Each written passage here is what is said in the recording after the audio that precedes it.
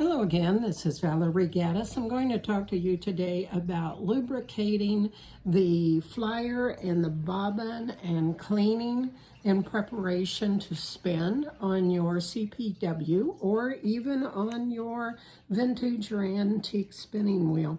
You might notice that whenever I brought this to my workbench, I always use a basket to place it in safely, or a box or something. They're very fragile. We don't want to take the chance of breaking it. Whenever I'm ready to work on it, I'll move it over to the work surface and work on it there. We'll take a look at it first to see and examine, are there any cracks in the flyer? Should we take a look at it and see if it's all still stable and in good condition?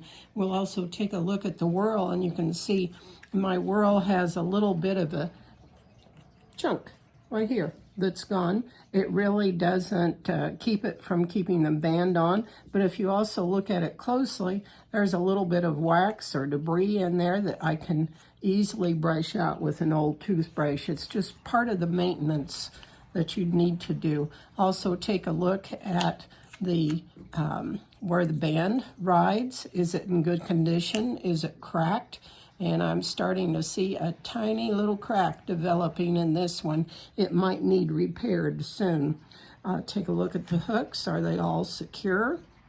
Something you might notice also in this one, I've added a little nylon washer right here. I don't like my bobbins to chatter when I spin. By putting a little nylon or rubber washer or a leather washer, that takes up the slack of the orifice shaft, and then your bobbin still moves freely if it's lubricated. And if you remember right, the orifice, or the I should say the whorl, whenever we take it off, it's opposite threaded, so we'll gently take it off and remove it. I'll take a look at it. It looks like it's in pretty good shape. It does have a little bit of maybe wool or wax, beeswax that's accumulated in there that I can easily brush out. I really don't need to do too much else to that. I will clean it on the outside. Removing the bobbin, I'll set it aside and take a look at the orifice shaft. You can see I've lubricated it. It looks pretty good as far as it's not rusty. If it were rusty, I would clean it off and then use emery cloth, not sandpaper, emery cloth to remove any rust. Just rub it back and forth. Between full bobbins, what I typically do is I'll take a dirty old cloth or a work cloth and I'll just rub off the old lubricant,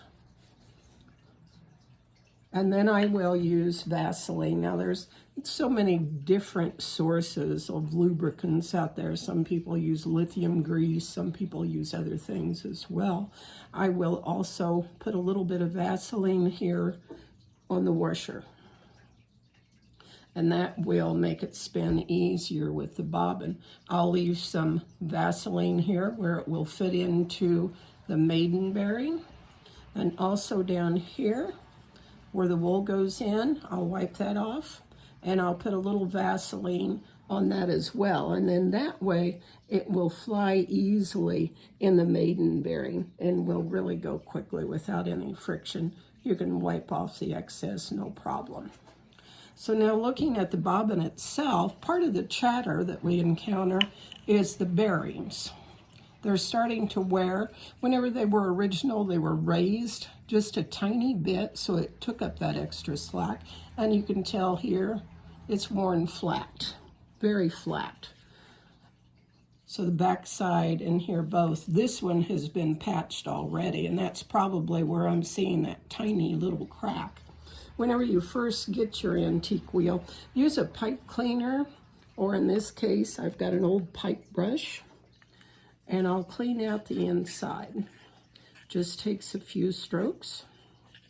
I don't want any dirt, debris, anything of that nature in there that will cause friction between the bobbin and the orifice shaft. So now it's pretty well ready to go back on. I've applied Vaseline here on the washer. I've left Vaseline here and also on the shaft. So now it's ready to go back on, and it should spin freely. If you just give it a little turn with your fingers, you'll see that it spins great. Now go ahead and put your whorl back on. Twist it on, not overly tight, just to where it's snug.